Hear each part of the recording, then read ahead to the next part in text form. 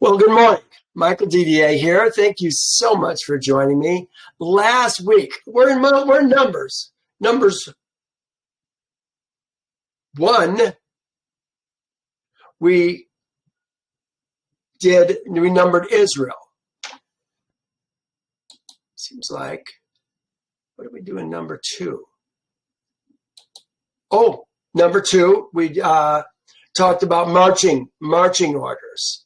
And then last week we talked about the Levites. We were talking about the firstborn versus the Levites. So we counted all the men of Israel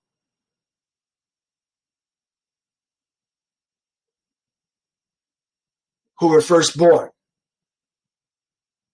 And then we talked about the Levites from birth to, do they even have? I don't remember if we even had let's see if I can find it. Yeah, just 1 month old and above is all it was. So birth, 1 month old. I mean, not birth, I guess, 1 month old. And above. And there was, the scriptures say that there was 2,273 firstborn males in Israel and only 2,200 Levites. And so we paid the difference. 5 shekels for 273 men, families, firstborn, to the Levites.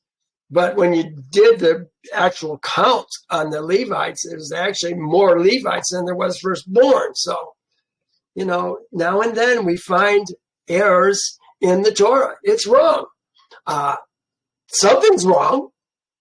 If they did have 22, then that means one of the 22,000, that means, or 2,200, 22,000, must be 22,000.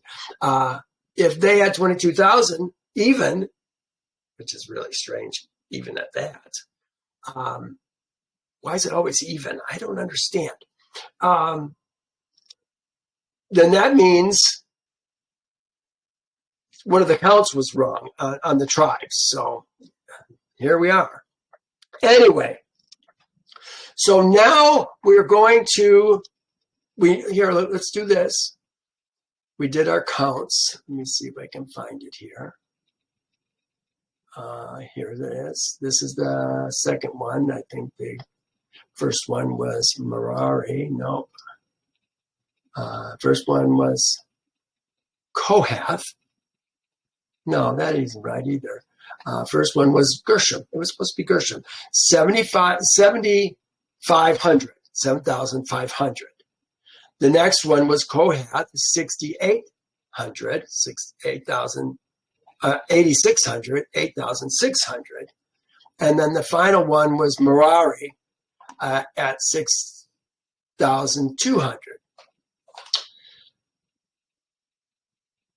But that is from 2 months to adult, 2 months and on. Now, this week, we're going to take another count.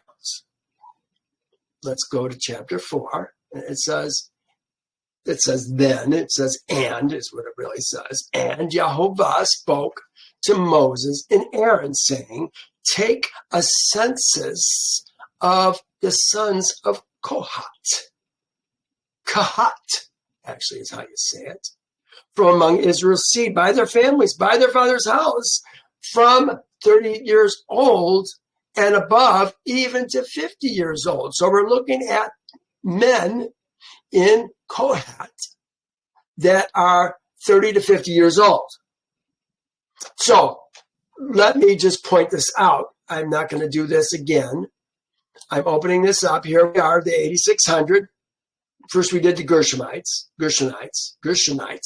7,500, 8,600 Kohathites, and the Merarites were 6,200. That's what we were just looking at the other page. But now, if we're only talking about 30 to 50 years old, that time frame, and remember, we have men who are getting older than 50, so they're dropping out, and we have men who are 29 going to 30. So there's a constant flow in and out as far as the duties that we're going to talk about today. But it's significantly lower from 86 of the Kohathites. We've only got 2,750. Again, all these numbers are ending with zeros. I don't know how that always works out to be that way, but that's what they have. Significantly less. So that means if you're older than 50, or if you're younger than 30, you're not involved in the things that we're going to talk about today. So when we look at this page again, it's going to be looking like this. And so we know that we're talking about the Kohathites, 2,750. Gershonites, 2,630. Merarites, 3,200. Out of the total that are there. All right, so now, first verse. And Yehovah spoke to Moses and Aaron, saying, my question automatically becomes, where were they when Yehovah spoke to Moses and Aaron?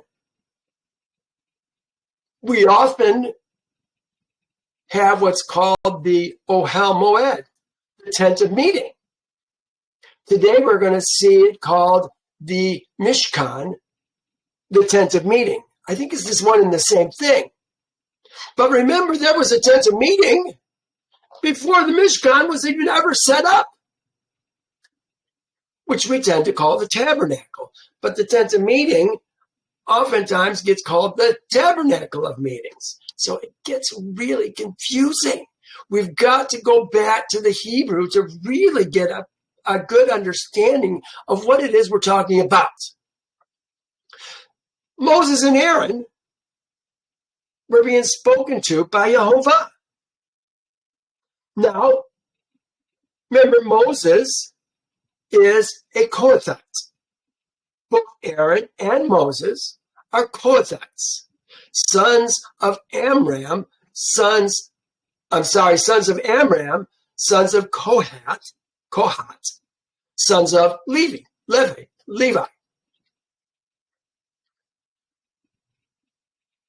But generally, you think about only the Aaronic priesthood, Aaron and his sons, going into the tabernacle.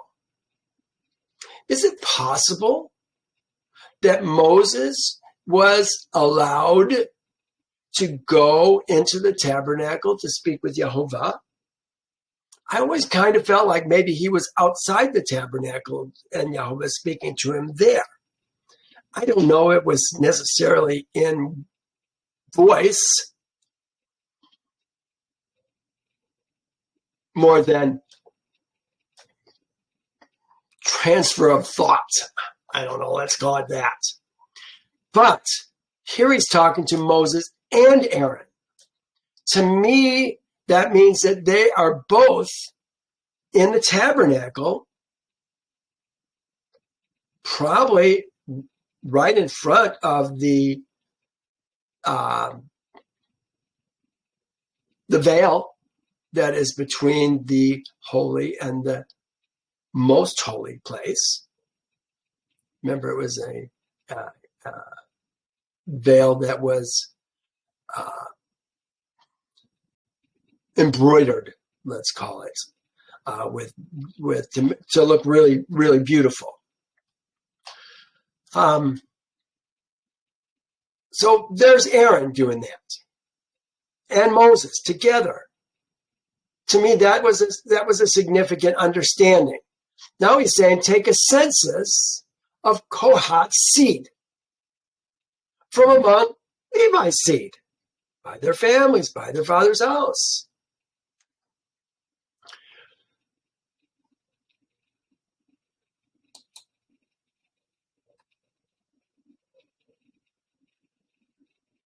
From 30 years old and above.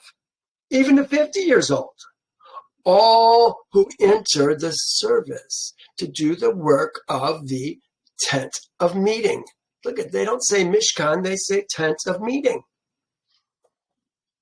I think that the old tent of meeting that was there before in Exodus, before Exodus 40, where the Mishkan, the tabernacle, was actually set up with the ark and with everything in it,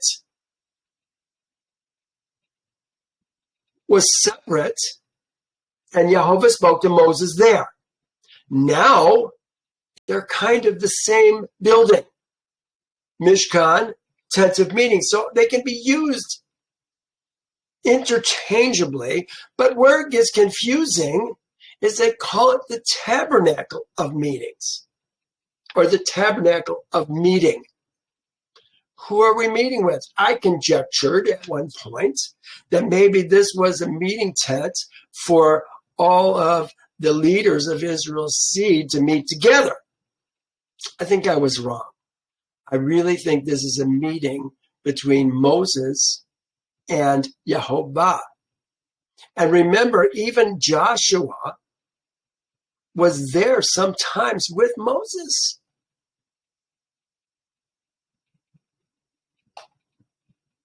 Yeah, there's things going on that we have to think about. We see tabernacle of meeting. I mean, it's kind of like we're mixing the tent of meeting with the Mishkan, and now we're calling them the tabernacle of meeting. But word says, it says in, here it is, in, this is in the Ohel, the tent of Moed, meeting, tent of appointment. I think meeting's okay. Now it says, this is the service of the sons of Kohat, sons of Kahat, in the Ohel Moed, related to the Kodesh. The Kodesh. Actually, it's Kodesh, Kodeshim, related to the most holy things. Things is an added word. It just says Kodesh, Kodeshim. Kodesh, Kodeshim. The most holy things is really what it's saying.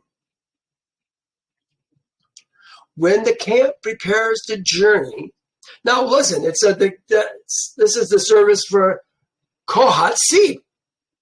But now we're making a total change in verse 5 when it says, when the camp prepares to journey, Aaron and his sons, these are the priests, shall come, and they shall take down the covering veil and cover the ark of the testimony with it.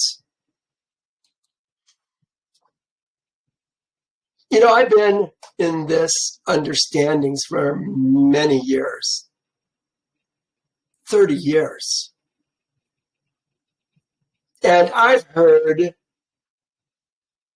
many who said, oh yeah, I saw the Ark of the Covenant. Remember, there was a man, he had sons.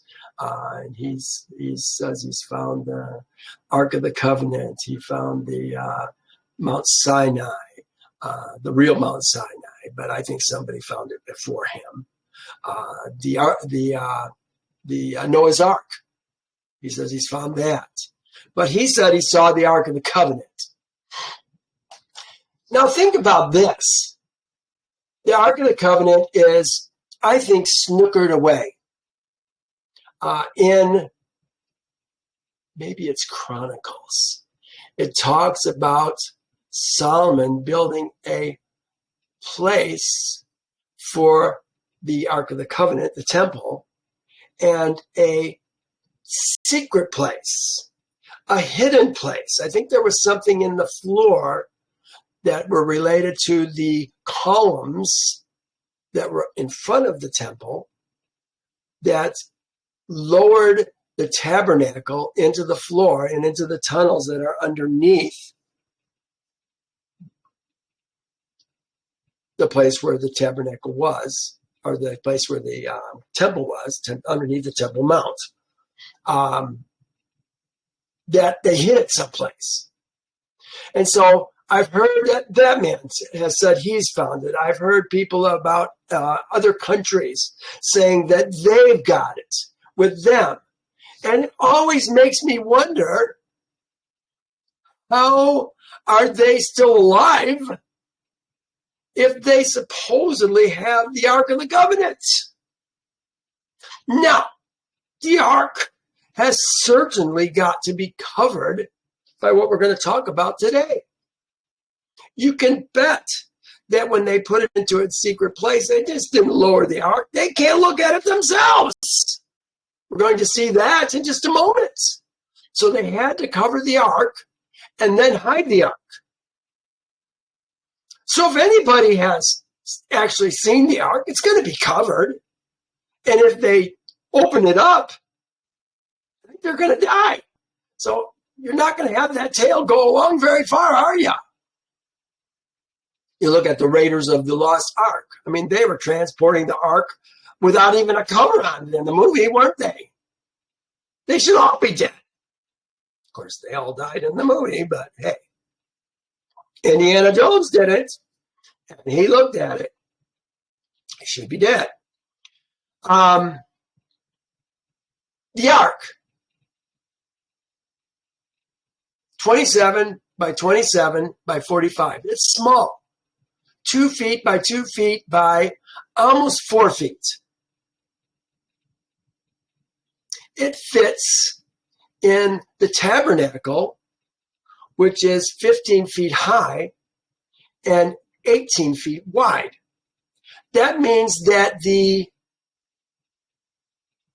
veil that we're talking about in this verse, it says, when the camp prepares the journey, Aaron and his sons, this is not the Kohaths, this is Aaron and his sons, shall come, and they, Aaron and his sons, I put them in that color every time, shall take down the covering veil and cover the ark of the testimony with it.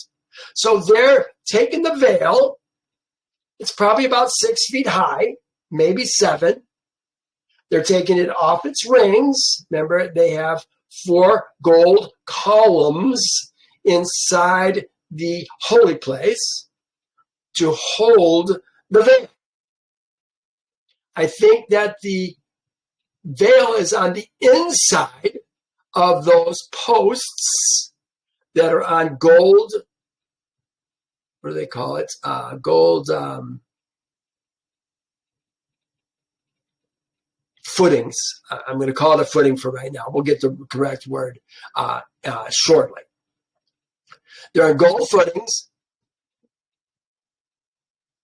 beams covered with gold, and latches on them that are also gold that this thing is going to hang on. But I think that the boards are on the inside, not Yehovah's side. So when they take off the covering, they can take it and bring it right over the ark. They can't look at it. Only the priest can look at it. Anybody that sees it's going to die.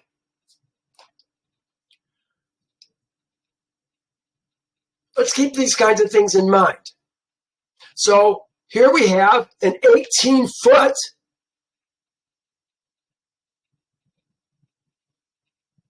veil, 18 feet long, 6 or 7 feet high, covering this, in a sense, this little thing, 2 feet by 2 feet by 4 feet.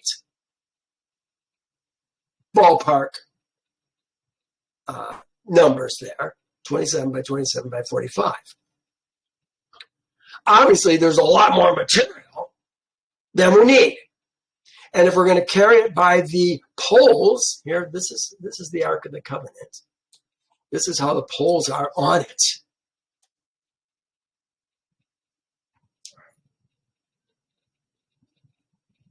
There's got to be something that's going to, maybe the veil's got to be folded more than once.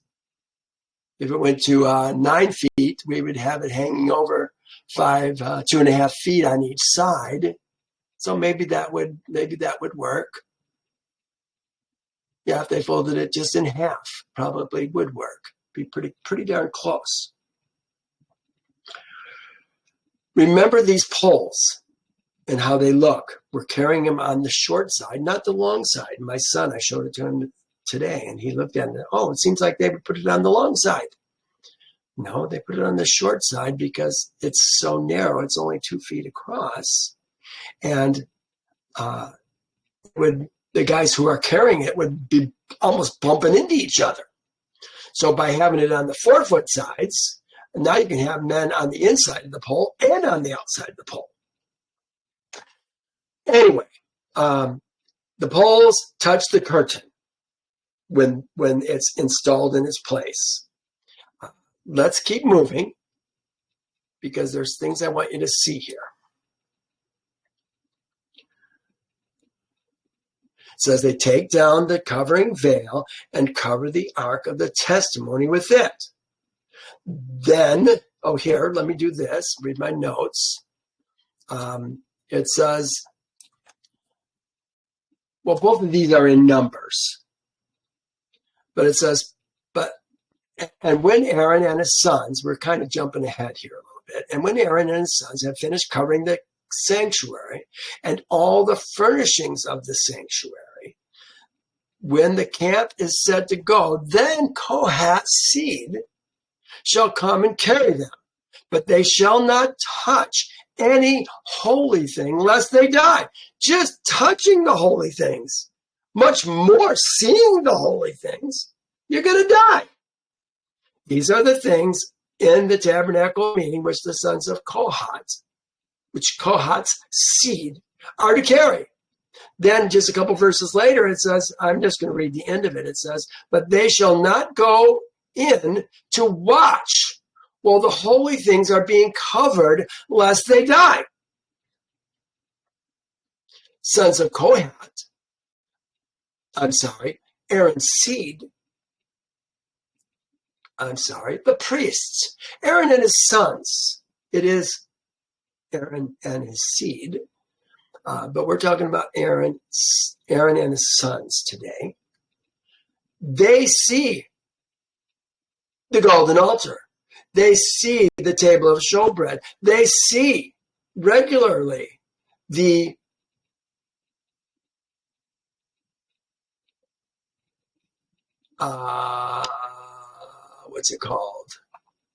the lampstand.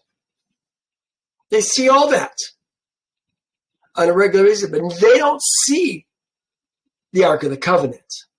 So that's why I say they have to be careful when they cover it. The Kohathites are not in the building. I think that at best they could be out in the courtyard.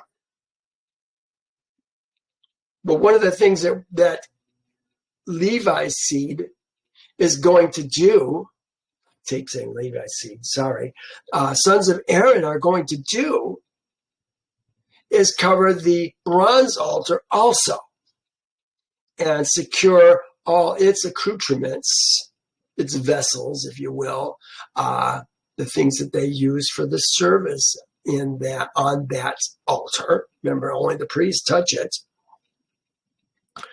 But everybody else sees it. Any man of Israel's seed who brings an offering, they see it. But they never touch the altar. The sons of Levi, who are not Aaron's seed, are Aaron's sons. They don't touch the altar. They touch the ashes after Aaron's seed separates him, I think, or after Aaron's sons separate him from the altar. But they don't touch the altar.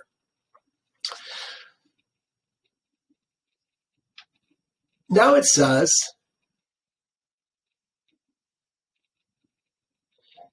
then they shall put on it a covering of badger skins. Now, we talked about this long ago. The tent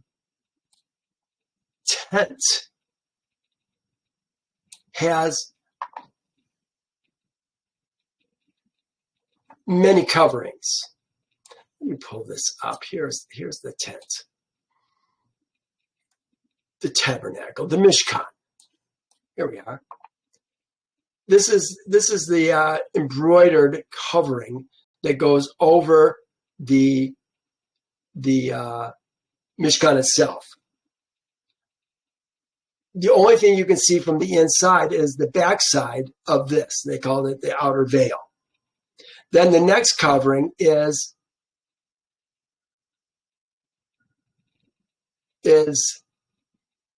outer veil. The first covering was embroidered with the cherubim. Then we had the goat's hair. Then we had ram skins dyed red. And then we had what everybody wants to call badger skins. I think this is a misnomer. Putting an unclean animal's skins on the most holy thing in civilization would be ridiculous. I think it would have to be something like maybe an antelope skin. What CJV, Complete Jewish Bible, says is this: you are to make coverings for the tent of tanned ram skin. That would be the ram skin dyed red that we were just talking about. And an outer covering of fine leather. Fine leather would, again, I can see maybe an antelope or some kind of a deer or something along those lines being used for fine leather. Ram skin, I don't think that's going to cut it. That's my own personal opinion. But now look what it says. Then they shall put on it a covering of badger skins. It's more than one skin to make the covering. And spread over that a cloth entirely of blue. This surprised me. I would have thought the cloth of blue would have been the next layer, and that the ram skins, the fine leather, would be the outer one. But that's not the case. That's what it says here anyway.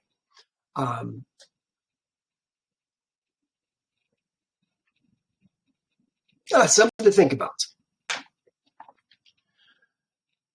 We've got a blue. It's got a blue covering on it. So if you're going to see the Ark of the Covenant in the wild somewhere, snookered away, it's going to have the veil. It's going to have the fine leather, and it's going to have the blue covering on it. Cloth entirely of blue.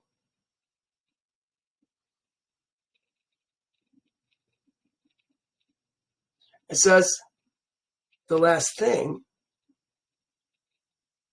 and they shall insert its poles.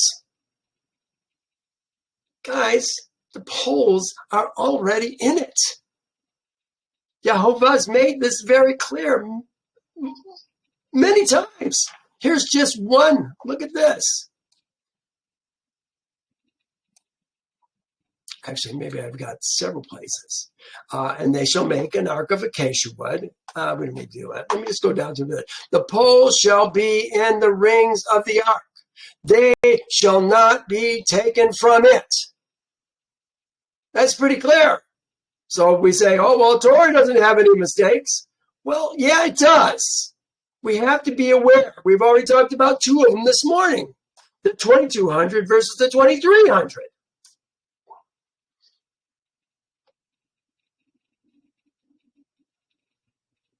Of the Levites. It happens. Here we're talking about putting the poles in, but the poles are already in.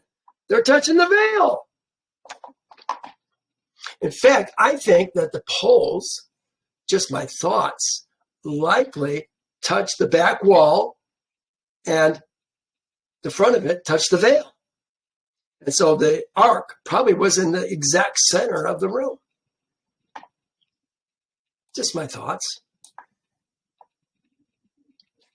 But yeah, the poles are in it. Here it says the poles extended. This is 2 Kings 8:8. The poles extended so that the end of the poles could be seen from the holy place. That means they're touching the curtain. You can see the lump in front of the inner sanctuary, but they could not be seen from the outside. And they were there and they are there to this day. So they had the poles there. Here's exactly the same verse in Chronicles. They're there to this day. Well, not this day, but when it was written, they were there. All right. Verse 7. Now we're going to talk about the table of showbread. They, the priests, Aaron and his sons, are doing this as well. Remember, when they do this for the first time, they set it up with the other two boys. There was 4 sons. Now, since Nadab and Abihu died, it's only Eleazar and Ithamar that are there working with Aaron. So now they're going to do the table of showbread. It says they shall spread a blue cloth. So they're starting with the blue cloth and put on it the dishes, the pans, the bowls, the pitchers for pouring, and the showbread shall be on it. They shall spread over them a scarlet cloth. So now we're going to have a scarlet cloth on top of the blue cloth. The scarlet cloth is going to cover all the things that they just put on top of the blue cloth and cover the same with the covering of fine skins. So we got a blue cloth, scarlet cloth, and the badger skins, the fine skins. Now it says they shall take a blue cloth, and cover the lampstand of light with its lamps, its wick trimmers, its trays, and all the oil and all its oil vessels, and that they service it. They're the ones that do the servicing of those lampstand. It says they shall put it with all its utensils in a covering of fine skins. So first it's covered with blue, then it's covered with the fine skins, blue and fine skins. But now it says, and put it on a carrying beam. A carrying beam. This can't be carried upright, I don't think. I think it would be much too tippy. We're probably talking at least 6 feet tall.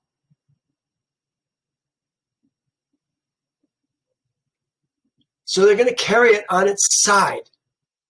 And it seems that they're going to be carrying it on a carrying beam, it says. They should put all the utensils of service with which they minister in the sanctuary, they, meaning Aaron and his sons, which they minister in the sanctuary, and put them in a blue cloth, cover it with the fine skins, and put them on a carrying beam. Is it going to be the same beam, or are there multiple beams involved in this? And remember, this has to be all done so that nothing can be seen of any gold when when Kohat's seed come to carry this stuff out and carry it on their journey. It also has to be able to lay down without bending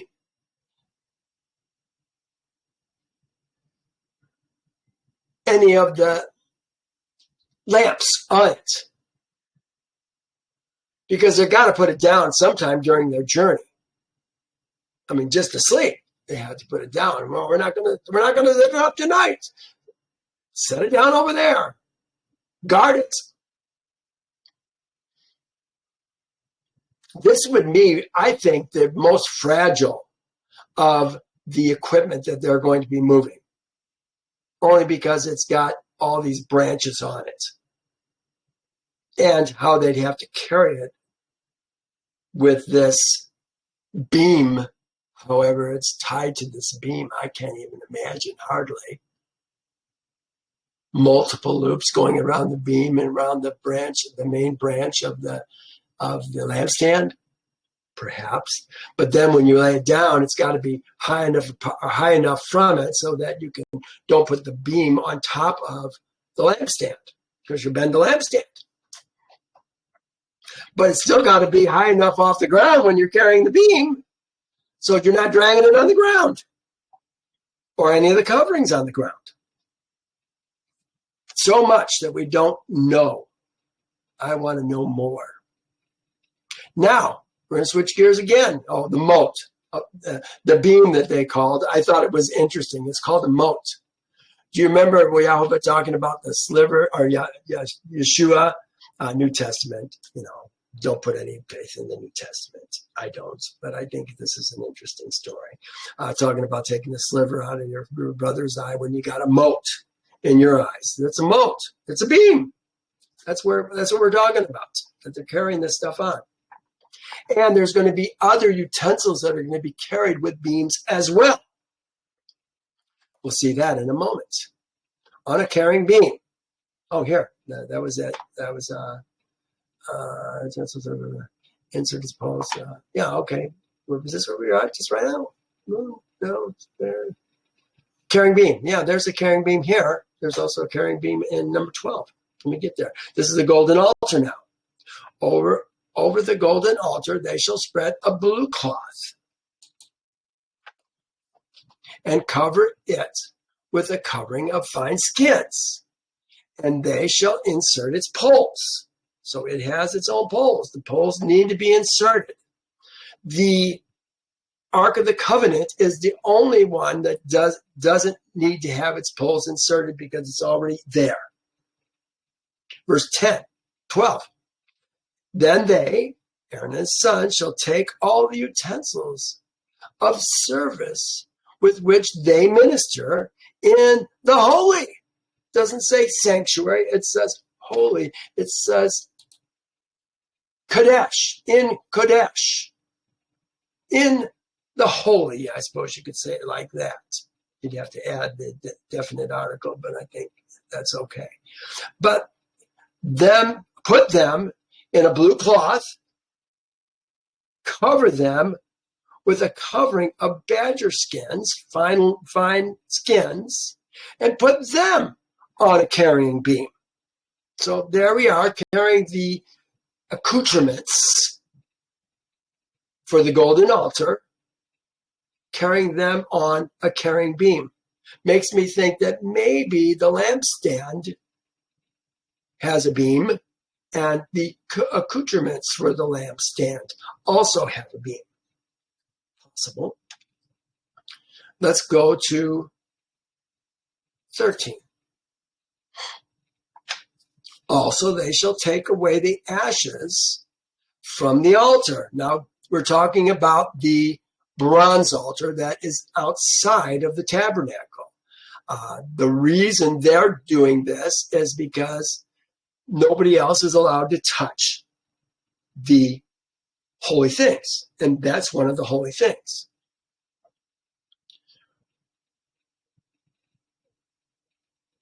So they shall take away the ashes from the altar and spread a purple cloth over it. This is the only one that has a purple cloth. Do I have that?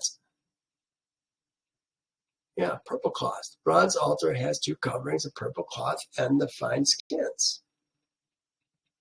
Purple cloth over it. Then they shall put on it all its implements. So after the purple cloth is on, now we're going to put all the implements, fire pans, forks, shovels, basins, all of the utensils of the altar, and they shall spread on it a covering of fine skins and insert its poles. So it's carried with poles as well.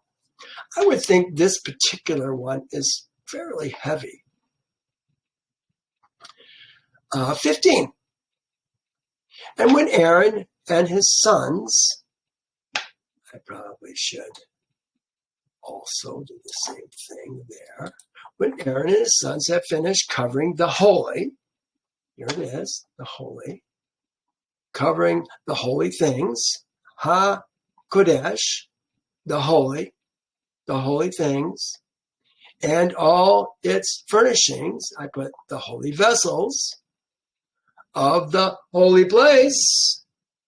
When the camp is set to go, then Kohath's seed shall come and carry them. It says, but they shall not touch any holy thing, lest they die. And particularly the Ark of the Covenant. Where is that thing? And how is Yehovah going to reveal it to us? You know, we're going to have a third temple. And when that happens, Yehovah's going to have somebody, is that the Elijah prophet, perhaps?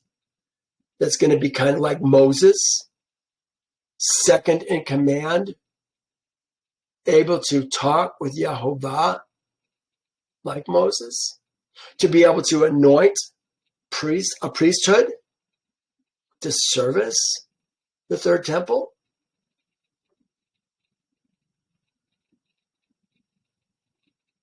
How did I get on this tangent? Oh, talking about the holy places. Somebody's got to be able to be prepared to touch this equipment, to set it up and to service it. It's going to happen again. You know, in a sense, Moses is more important than Aaron, who's the high priest. He's the one who anointed Aaron and his sons. So there's somebody coming in the future, and that person is going to be able to anoint the men as priests to go get the Ark of the Covenant and the other Kodesh HaKoshim, accoutrements and things that go in the tabernacle, in the temple. It's going to be so interesting to see when this happens. Is it coming in our near future, I wonder? I kind of see Trump as a modern day, what is his name? The Persian who took down Babylon. Do you guys remember what his name is? Cyrus. Modern day Cyrus. No, was it Cyrus? I think it was Cyrus. Who let Israel go back to build the temple, build the walls. Wasn't near as nice of a temple. A lot of people were disappointed in how that temple looked, weren't they? So they're covering the holy things and the holy vessels, lest they touch the holy things and they die. These are the things in the Ohel Moed that Kohat's seed are to carry. They're going to be assigned what they're going to carry by somebody in particular. Let's find out who that is. Verse 16. The appointed duty of Eleazar, the son of Aaron, the priest, is the oil for the light. He's going to carry, these are things he's going to carry. The oil for the light, the sweet incense, the daily grain offering, the daily mincha, the anointing oil, and he has oversight of all the Mishkan. They actually did it right here, calling it the Mishkan, the temple, translating as the temple, the Mishkan, Ha-Mishkan. Here it is, Ha-Mishkan. Plus oversight of the Mishkan and all its kodashim and vessels, its holy things and furnishings. That's the holy things and the vessels. Thus, Yehovah spoke to Moses and Aaron, saying, do not cut off the tribe of the families of the Kohathites from among the Levites. You know, just reading that, you think, what is he talking about? But he explains. But do this in regard to them, that they may live and not die when they approach the Kodashim things, the holy things. Aaron and his son shall go in and appoint each of them. Each one of them is the tribes, the Kohat seed, each one of them to his service and his task. You guys are in charge of carrying the ark. You guys are in charge of carrying the table. Oh, you know what? I've got the screen separate on here. I don't need that screen on there because we're talking about the ark and the screen together. They're in the same bundle, aren't they? Aaron and his son shall go in and appoint each of them to his service and his task. But they shall not go in to watch while the holy things are being covered. No, they can't see it lest they die. That's the Kohat seed. They can't see it. Then Yehovah spoke to Moses, saying, also take a census of the sons of Gershon, Gershon's seed, by their father's house, by their families, from 30 years old and above, even to 50 years old. You shall number them, all who enter to perform the service, to do the work in the tent of meeting. Ohel Moed. There it is, in the Ohel Moed.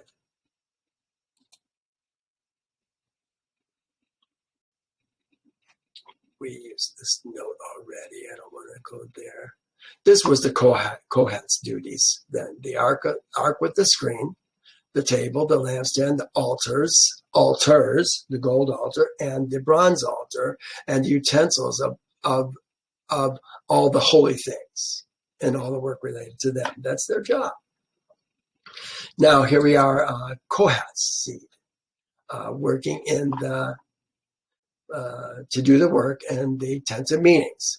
This is a service of the families of the Gershonites. You know, he just said also take a census.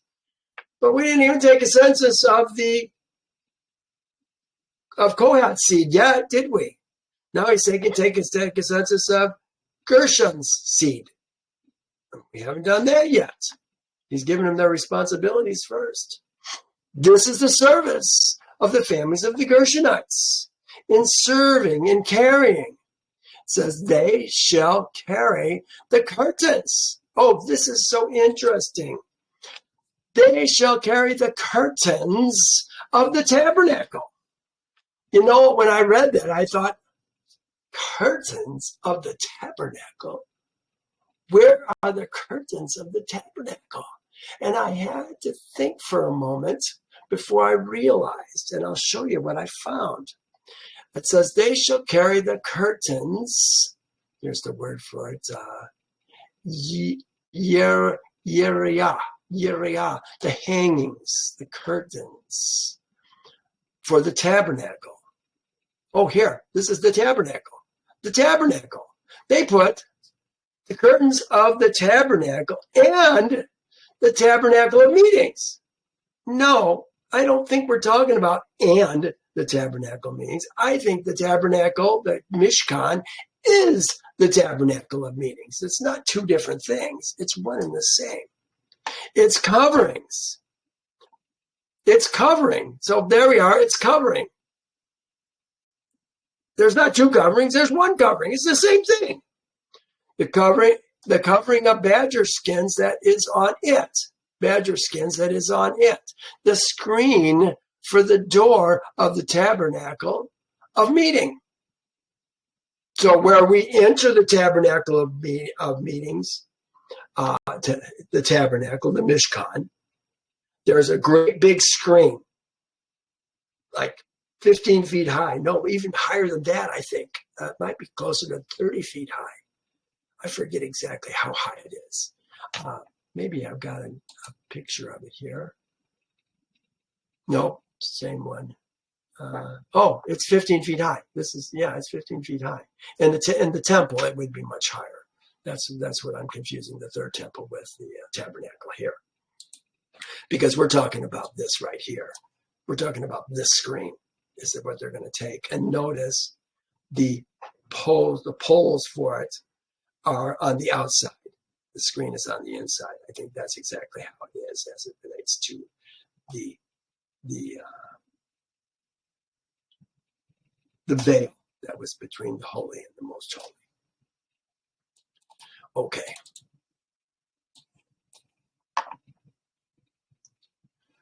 So we're in 25. Here's what I found. Moreover, thou shalt make the tabernacle, Mishkan, make the Mishkan with 10 curtains of fine linen, twined and blue and purple and scarlet, with cherubim of cunning work. Thou shalt make them. So they are taking down the first curtain, which is the curtain that has the cherubim woven into it, embroidered. That was the word I was looking for before. The first covering was embroidered with cherubim. So they're taking down this and all the rest of this. So they're taking down the outer veil, this thing for the door of the tabernacle. What did they just call it? They called it the screen for the door of the tent of meetings. So we're taking down the screen. It says the screen for the door of the gate of the court. The gate of the court. Remember, the court goes all the way around the tabernacle and around the bronze altar. That's the court. White edges with a nicely woven court that goes with it. I might even have a picture of that. Do I? Is this the same picture? Tabernacle. No, that's the same picture. I guess I don't have a picture of the court right handy. I should have pulled it for you. Sorry. So they're taking the screens of the door of the gate of the court, the hangings of the court. Those are the white 7-foot hangings that are 75 feet long by 150 feet long by 70 feet wide. So there's a significant amount of cloth goods. What I see here is that these guys are carrying all of the cloth goods, all of the, what's the word I want to use for it? Do I have it on here? Curtains, perhaps even all the cloth goods. Yeah, cloth. Cloth being soft goods. I think about a computer a little bit. We got hardware. We're going to see that Gershom seed, or the Gershonites, the Merarites, are going to do all hardware. The Gershonites are doing the software, all the tents, all the coverings that are being used in the tabernacle. So they're in charge of folding them up, taking them down. Remember, the curtains that go over the tabernacle itself. It has the cherubim. You can see them in the ceiling of the tabernacle, 15 feet up. They have to be taken apart. They're in 8-foot sections, held together by little clasps, and kind of like a button would be held together, similar to that. And so they got to take them down, fold them, store them, and figure out a way to carry them. Now, we're going to see later on in Numbers that we're going to get some wagons.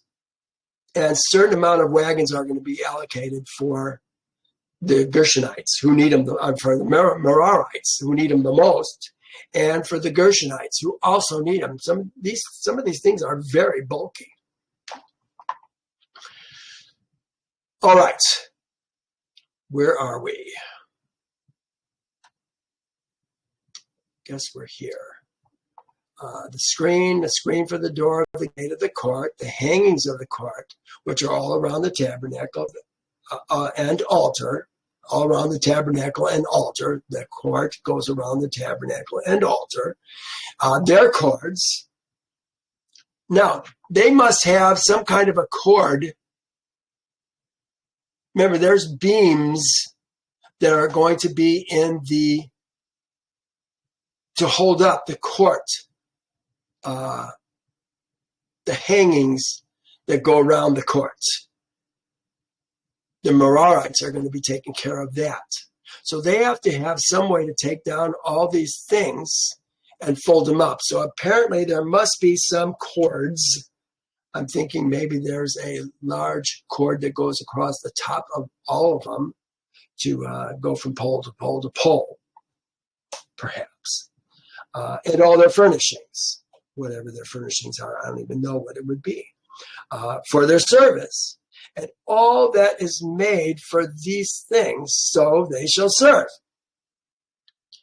Now it says, Aaron and his sons shall assign all the service of the Gershonites' seed, all their tasks, and all their service. And you, the priests, shall appoint to them their tasks and their duties. This is the service of the families of the sons of Gershon, Gershon's seed, in the tent of meeting. And their duties shall be under, look at this, under the authority of Ithamar, the son of Aaron the priest. So we already saw that Eleazar is going to have some responsibilities also. But we're going to see even more here in just a second. I put Ithamar supervises the Gershonites and the Merarites. Remember, Ithamar is the youngest of the two sons. Nadab was the youngest. Abihu was the next. They're both gone. Then Eleazar was the next one in charge. He has overall charge of everything. And then Ithamar is in charge of the Gershonites and the Merarites. This is the service of the families of Gershon's seed in the tent of meeting. And their duties shall be under the authority of Ithamar, Aaron's son, the priest. Oh, it's Ithamar ben Aaron. This is the meeting. This is the service of the families of the Merari's seed. All their service for the tent of meeting under the authority of Ithamar ben Aaron, the priest. But Eleazar has overall responsibility. This is in 32. I guess that's coming up in just another verse or two. It says, and Eleazar, the son of Aaron, Eleazar ben Aaron, the priest, was the chief over the leaders of the Levites. He's chief over it all, with oversight of those who kept charge of the holy things. So he had specific responsibilities to supervise the holy things and the holy accoutrements. Now, here's Gershom's all of their responsibilities. The tent, soft goods.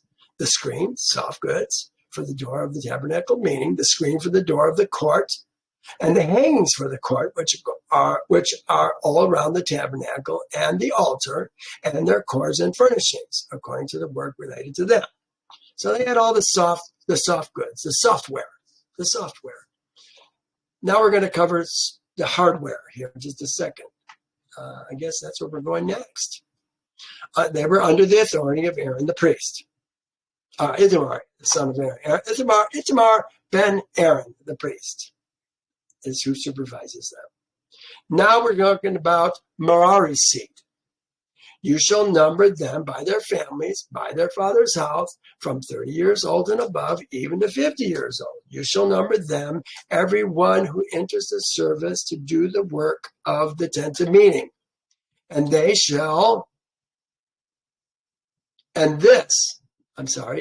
is what they must carry as their service for the tabernacle of meetings. So look at what they carry. The boards of the tabernacle. I wrote it down here. It's kind of like tell you before and then tell you after again. Is that kind of how I try to do things. The boards of the tabernacle. Remember, it's got walls. Boards are intertwined. They hook together. It's bars. There's bars along the outside of it to hold it together. It's pillars. Those are the things that are in the front. It's sockets. Sockets was the word that I was looking for before, that all this stuff is going to sit in. These are silver sockets that are going around the boards of the tabernacle. The pillars around the court, they're all going to be bronze pillars, and their sockets, pegs, cords, and all the furnishings and their service.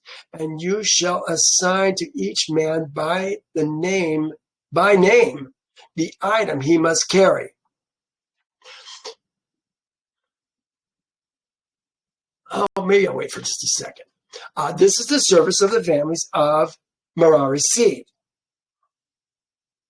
All their service for the tent of meeting, under the authority of Ithamar ben Aaron, the priest. The same note I just wrote, just going down a little further. Now 34. And Moses, we're changing gears. We're changing gears all of a sudden. And Moses and Aaron and the leaders of the congregation, remember he told Moses and Aaron to do a census of the Kohats, a census of the Gershonites, and the census of the Merarites.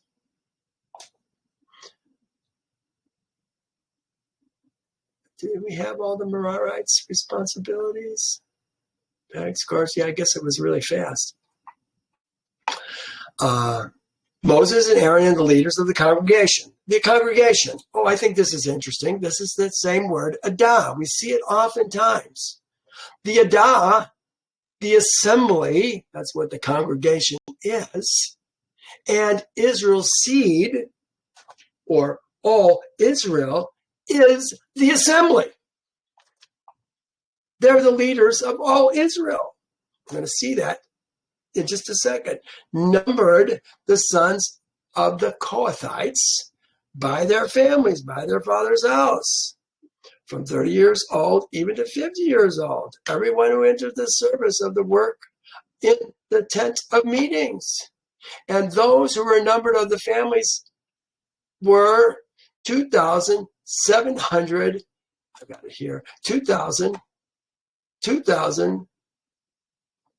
Oh, what are we doing? The numbers of the families? Oh, Kohathites. Here we are. 2,750. And those who were numbered by their families were 2,750. These were the ones who were numbered of the families of the Kohathites, all who might serve in the tent of meeting, whom Moses and Aaron numbered according to the commandment of Yehovah by the hand of Moses. Now, this is very interesting. Look at this. This is a rather long note. But they put, according to the commandment of Yehovah by the hand of Moses. Now, if we look a little further down, here we have, according to the commandment of Yehovah. Here we have, according to the commandment of Yehovah. They were numbered by the hands of Moses. It seemed like there was one more in there. I didn't spot it when I was going through there, so let me go back up. We are here. According to the commandment of Yehovah by the hand of Moses. Let's take a look and see what that really is. You know, there's so many times that we look at a word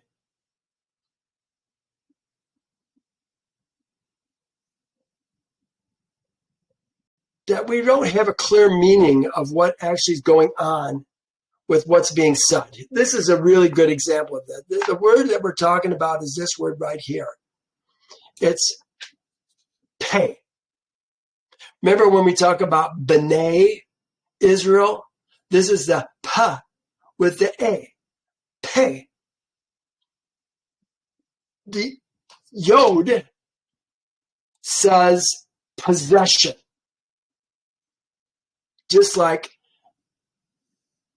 B'nai Israel is Israel's seed. This happens to be Yehovah's pay. Let's find out what Yehovah's pay is all about. It says 4 times in our portion, what we're talking about today. This is not my note. I see discrepancies. I'll point them out to you in this note, but it's a good note. It really helped me to understand what's going on. It's written by my friend, my ex-teacher, whom I'm forgetting his name right now. Glenn McWilliams. Good man. I don't think he's teaching anymore, but he's a good man. 4 times in our portion, we are informed that Moses and Aaron did the numbering by the commandment of Yehovah. It says, commandment of Yehovah. The English translation of these passages, these 4 passages, is not completely accurate. First, we should note that the Hebrew tishva, from the root, not tishva, zava, ziva, and zava, from the root zava, meaning command or commandment.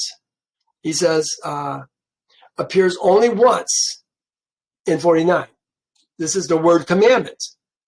Yet we have all these other ones that say commandment. Here's 49. I guess I gotta go this way. The end of the chapter, right here. It's talking about this word right here. Yehovah commanded Moses. He commanded Aaron and Moses, but it says he commanded Moses. Appears only once, in 49. Second, we should note that everywhere else the word commandment is used, it is a Hebrew word pay. Now you would probably think it's pi, but it's pay yod, which says pay. He says from the root word of payod. From the root word payod. What's he talking about? Pay from the root word payod. That is payod, which means mouth. Now, if I go to my dictionary, here is pay. And see what this has? It looks like a little mouth. The hey that goes with it, which happens to be what it is in this verse. No, I take it back. What it normally is here. Look, when you open it up, it says pay hey. Yod hey vav hey. That's the hey. Pay hey. It says pay, peh, peh, something like that, which means mouth. And there it is. It means mouth. And if you go to pay, this is ancient Hebrew lexicon of the Bible, and you look at Hebrew alphabets. Look at this. Here's the pay. It's an open mouth. And it can be pay, or it can be pay H. Pay hey. This happens to be pay yod, not pay hey. He says this. Let me close that. He says this, which means mouth. Correct. The word I'll pay yod, should literally be translated as according to the mouth of. Now, I would argue that this yod shows possession of the mouth. So we're really talking according to Yehovah's mouth, or perhaps according to Yehovah's word would be another way to say exactly the same thing, because this comes out of the mouth. Note also that the English translates the word pay as commandments in 37, 41, and 49.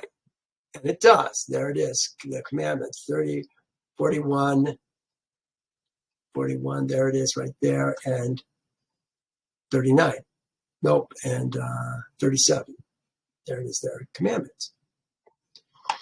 But in 45, look what it says in 45. It says the word, according to the word of Yehovah. Now, why would it say according to the word of Yehovah if it uses the exact same Hebrew word, pay? Do you see the discretionary translation that goes on? It's not even consistent. How come they didn't call this the commandment of Yehovah? Or more importantly, why did they call the other ones where they said commandment, why didn't they call that the word of Yehovah? They obviously knew what it meant. This kind of stuff drives me crazy. But it just means you have to be that much more careful when you're going through the scriptures to see what the Hebrew actually says. And this note that Glenn put together was important to me, because I like seeing these kinds of things. So let me go back up to 37. I don't know if I finished that note or not. We'll see if we did. Oops, here we are. No, I did not finish the note. These variations in translations create confusion among the English readers. Yes, they do, because they're not consistent, and cause unnecessary questioning of the authenticity of the scriptures. Well, if you're going to look for or try to hold the belief that everything in Torah is correct, you're fighting a losing battle already, because it's not. There are changes. Even in the Hebrew, there are changes. It's not all correct. We saw that with the numbering of the firstborn of, the 20 and older of Kohath's seed. No, Levi's seed. We saw it. Okay, let me continue. what is important to recognize is that the command to count came directly from the mouth of Yehovah. I don't know why he put the Father. It doesn't say Father. It says Yehovah.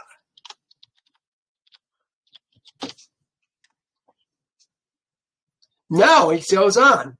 He says 3 times the phrase, according to the mouth of Yehovah, is followed by the phrase, by the hand of Moses. 37, 45, 49. We should understand clearly that this phrase does not necessarily mean that Moses literally performed the count himself. No, of course not. He supervised it. The texts themselves tell us that the counting was done by Moses, Aaron, and the chief leaders of the congregation. There it is right there at 34. Oops, I lost my page. Darn. I gotta go back 37. I shouldn't have pointed at it. Here we are here. The texts themselves tell us that the count was done by Moses, Aaron, and the chief leaders of the various families. The phrase, by the hand of Moses, used numerous times throughout the Tanakh. We saw that when it was setting up the temple. Moses set up the temple. Yeah, it wasn't Moses. Moses supervised it. Let me read the sentence again. The phrase, by the hand of Moses, usually used numerous times throughout the Tanakh, simply means that the commandment was accomplished by the authority of or under the supervision of Moses. Yes, that's exactly what we're talking about. Now, let's move on. We did the Kohathites. We had 2,750. Now we're going to do the Gershonites. And these were numbered of Gershom's seed, by their families, by their father's house, from 30 years old and above, even to 50 years old. Everyone who entered the service of the work of the tent of meeting. These were numbered by their families, by their father's house, 2,630. These are the ones who were numbered of the families of Gershon's seed, of all who might serve the tent of meeting, serve in the tent of meeting, whom Moses and Aaron numbered according to the word of Yehovah, according to the mouth of Yehovah. Literally, it says mouth. Word's okay. Those of the families of the Merarites. No, those are the families of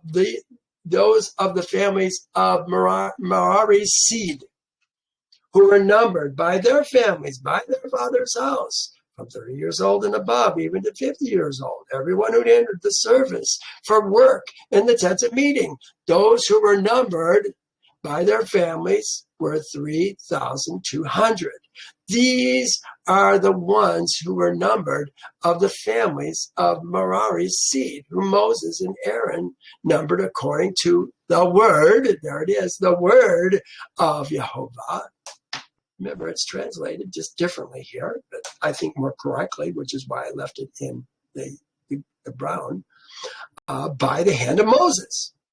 All who are numbered of the Levites, whom Moses and Aaron and the leaders of Israel numbered by their families, by their fathers' houses, was from 30 years old and above, even to 50 years old. Everyone who came to the work of the service and the work of the bearing burdens in the tent of meeting, those who were numbered were 8,580. According to the mouth of Yehovah, they were numbered by the hand of Moses, each according to his service, according to his task. Thus they were numbered by him as Yehovah commanded Moses. Now, that all said, let me say this. They're taking down the tabernacle.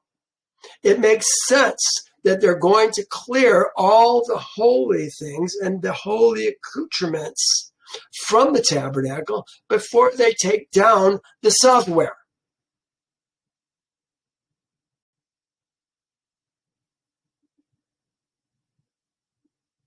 in a sense, the holy things and the holy accoutrements, or maybe the most holy things and the most holy accoutrements, are the operating system for this computer, to use my analogy.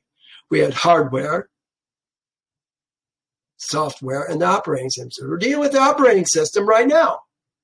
That's what the Kohathites do. They get rid of all that stuff so that the Gershonites can come in and get all the software, the tent coverings and the gate coverings, and all those kinds of things. Then the only thing that's left is the framework, which I called the hardware.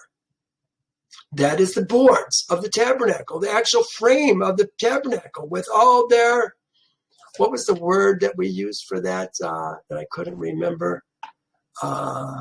This is what you got to do. You got to go back and you got to look at it.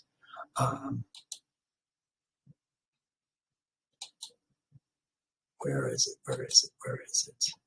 We're talking about Merarites. Merarites. Here we are. It's this one.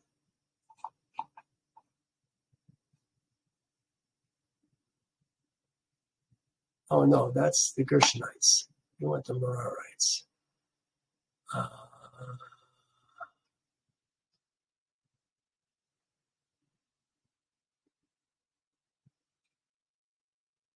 Merari, here we are. This one? No.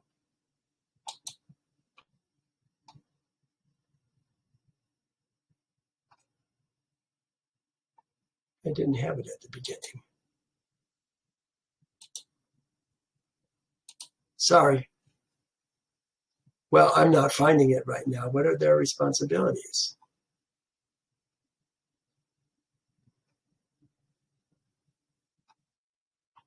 Merari. Oh, here we are. Sockets. That's what we're talking about. These suckers are heavy. Everything that touches the ground, any board that's going to touch the ground is going to have a socket before it hits the ground to keep the water damage off. If it's outside in the court, they're bronze sockets. If it's attached to the tabernacle, it's silver sockets. And if it's the sockets that are the 4 sockets that hold up the veil, those are gold sockets. Regardless, these suckers are heavy.